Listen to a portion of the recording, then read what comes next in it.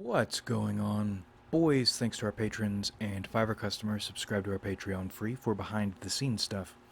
Arm yourselves, life stuff. This one shouldn't be super long, this was more of a revelation. And there are a bunch of reasons the United States is probably doomed. Alternatively, there's always the possibility this is all intentional. This is all going according to plan. I realized today, if this isn't going according to plan, then one of the reasons we're doomed is nobody wants to do anything. And this is one of those things I think has been squirming around in my brain and in my soul for a while now. Because people act like not reaching a state at which you don't have to do anything is the end goal. And something has always felt wrong with that. And I think it's because it's antithetical to whatever in human nature makes us happy. Strife, progressively overloaded strife, if you somehow overcome normal strife, keeps your life worth living. But what I'm talking about for this video is not some philosophical thing. This is very literal.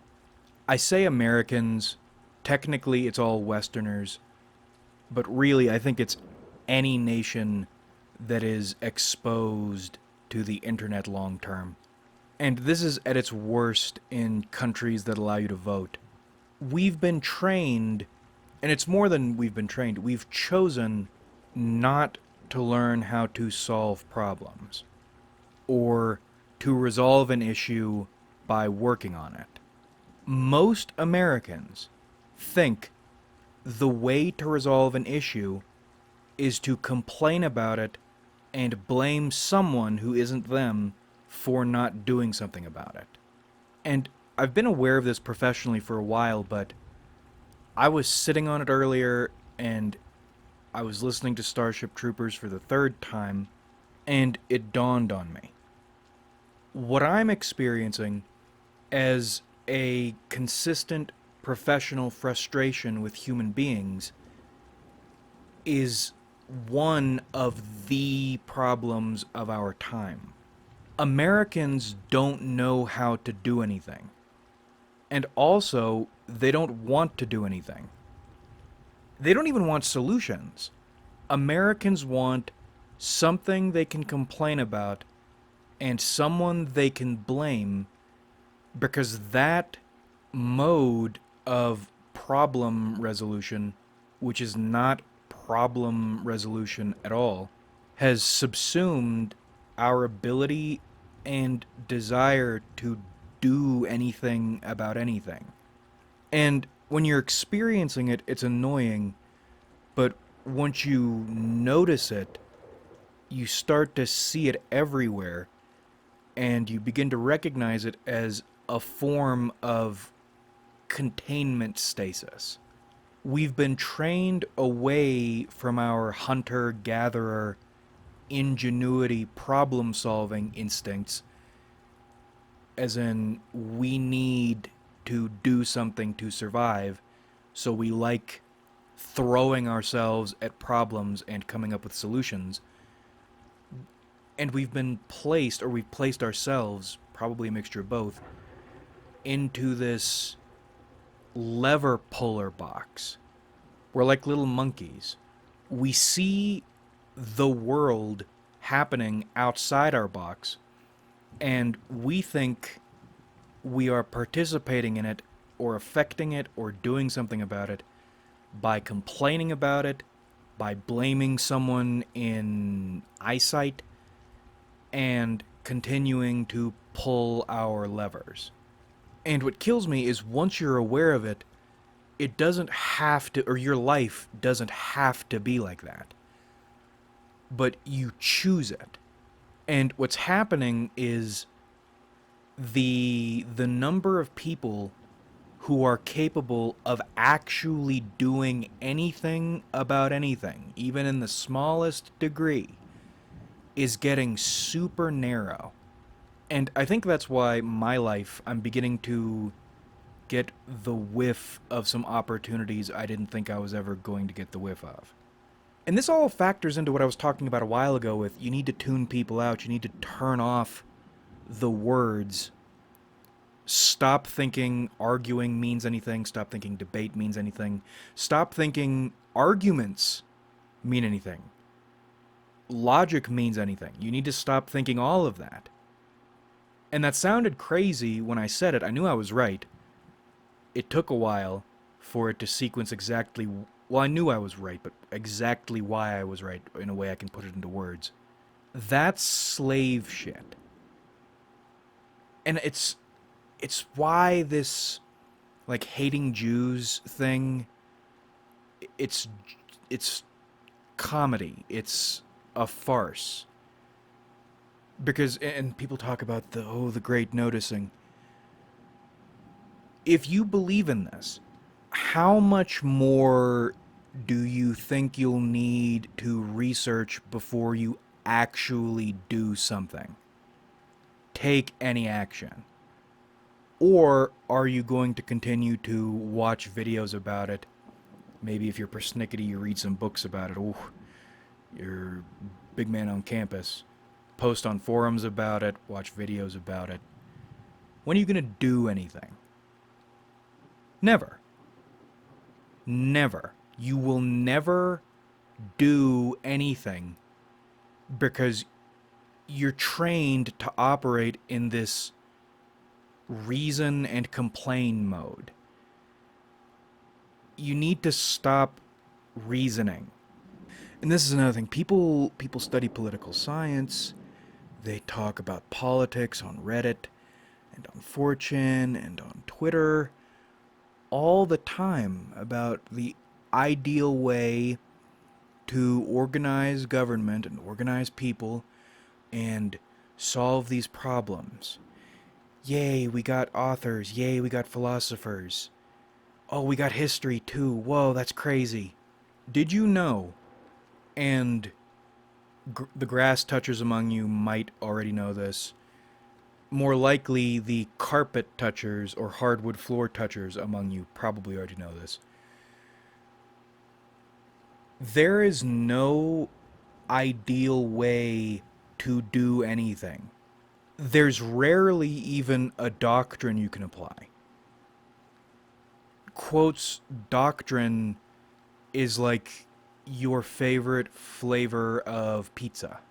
It's a preference you'd like to satisfy if you could, when you can, but it's an end state. It is a direction you would like to move toward. It is not a method. When you reach a state in life, you are actually solving problems, or trying to solve problems. The concept of the way you should do something, or the way you're supposed to do something, stops existing. All that remains is usually the one or two ways you could do something. And although you'll try, you'll rarely have a say in what those are. The selection of things you can do. And then you're in the jungle of actually solving a problem for a while, and then you return to the world, and the five people have 50 different opinions, but they have nothing they're saying means anything because they have no idea what they're even talking about. People talk about the way the internet is, how would you say it, shrinking down into a bunch of different echo chambers. The internet itself is the echo chamber. The internet consists of two things. It consists of complaining and blaming on the one side, and also acting like acting like you know something, or you know the right answer, but you've never done anything. That's on the one side. And then on the other side, you have lifestyle people who are, it's like they're selling you costumes made of mimicry regiments. They are not going to teach you how to do anything. They're going to teach you how to look like someone who does things, how to feel like you're someone who does things. And you specifically, are so fucked in your head. The stuff they teach you is stuff you think is real. You think the stuff they teach you is doing something, and it's not. But I'll tell you one way you'll know emotionally when you are on the right track, if you do care to do anything or learn how to do things. You'll know when you've finished something and you didn't do it in the way you wanted to do it or you thought it needed to be done. It fell below any expectations you could have had. This is a disaster. You feel stressed out. Your cortisol is spiked. This is awful.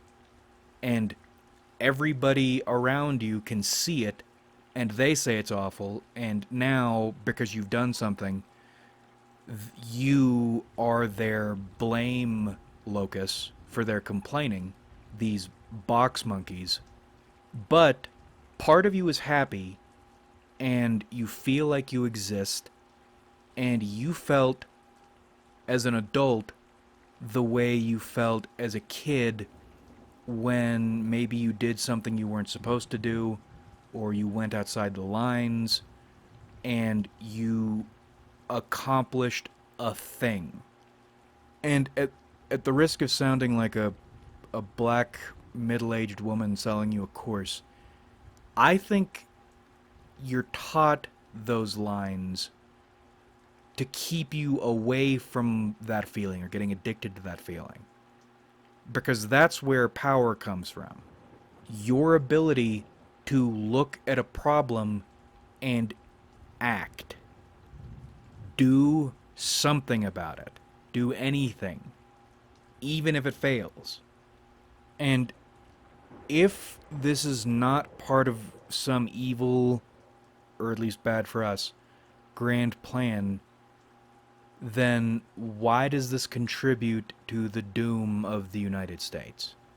Each new generation is plugged more and more into social media. Everything comes back to the first Matrix movie. Each new generation is more and more in the Matrix. They perceive the complaint box as reality, as the way a person should be. As you passively produce value by continuing to exist without seeking power, because you don't know how to seek power, and also you don't want to seek power. You're a born loser. Each new generation, more and more born losers. The number of people who could do anything or would choose to do anything gets smaller every year. And that also means a smaller selection of people to organize with. It's not just fewer leaders. You can't do much of anything. People talk populism is a joke. Everyone fantasizes about some collective uprising or collective awakening. That's never going to happen. Unless the internet dies all at once overnight. And even then, maybe not. Television, TV alone, maybe even radio alone could probably do it. Any mechanism by which people are fed reality instead of feeding themselves on reality, going out and eating it for themselves. Most people, if they have the opportunity to, will always choose to sit there and eat it. Eat what is fed to them. Living veal. That's what you are. Or human veal or mimetic veal, actually. And then you add the Starship Troopers onto that, the Heinlein's concept of responsibility. nobody wants to take the gamble of responsibility. It's not just bear the burden, it's really take the gamble of responsibility. Losing bet, probably, for anything. Why would you do that when you can just not? That's why the Terran Federation's civilians don't rebel. They talk about this. And I'm not any better in this, by the way. I'm learning this because I'm fortunate enough to be in a position to be paid to learn it. I don't think I would have, no, I know I wouldn't choose to learn this because I hadn't at no point in the past, and imagining doing this for free and at cost to myself, now that I know what this is, I could maybe see myself doing it. But the fact I see that this is a problem, and it's still going to be a maybe from me, that should be frightening and upsetting. I'm telling you we live in a dream world, and I'm still in the thing. And another aspect of this is not knowing. That's something that is alien to people, it's taboo to people, it's the devil. To do anything, you need to get really comfortable with not knowing the first thing about the shit you're trying to solve. And not in a, oh, I don't know what's going on here, so let me go research and consult. No, you need to solve a problem you aren't even beginning to understand. That's when you, oh my god, when you feel like the dumbest retard would be more equipped to understand this and solve this problem than you would, that's when you know you're in the right place. But you are trained never to put yourself in those situations because it feels bad, it's embarrassing, it socially devalues you in the box monkey boxes. Yeah, that would make you look really bad to people who don't do anything. And you also have to let go of what you think is right and experiment with things and make do with what you have. And not in a fun way, but in a, I think this is dumb, or I don't see why this is necessary, but I guess we're going to try it. Who's going to solve problems in the future? Is AI going to do that? Is AI going to convert the problem solving and power process into levers that box monkeys can pull from their boxes in the future? Do you ever worry about if AI is already running shit? That's something that occurred to me. We talk about it feeling like there is some great evil, and it's not Israel. Israel is a patsy. It's not Trump. Trump is a patsy. Trump is the newest blame guy. My gut said it was American, whatever the ultimate they is. It's American. Hidden American. Maybe not even deep state American, but something American. Maybe it's American AI. Maybe American AI has already been running shit for a long time. Maybe that's why it's so difficult to trace. But I don't know. I really need to watch Revolutions. I still believe some kind of, in actually my own stupid story, what was it? More Perfect? Or at least the concept, the video I made. I still believe a synthesis with AI is where we're headed, or where we should be headed. But what's unsettling is where this could go for the box monkeys among us. And I don't want to be a box monkey. And box monkey feels like a good new term. Maybe we'll start saying that a bit more. That's a that's a diamond idea. You can never have enough of those. So we got Joe and Jane Dipshit. We got Box Monkeys. Diamond Idea we haven't been using, but that's on my mind. I think about that probably once every 3 weeks and laugh. But again, let's imagine this is not all part of some grand plan to matrixify us all. If it's not, we are so doomed. Because what happens when something terrible kicks off?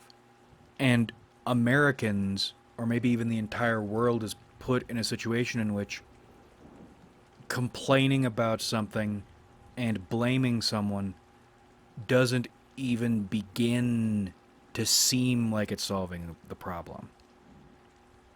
People are going to die. People will not know what to do.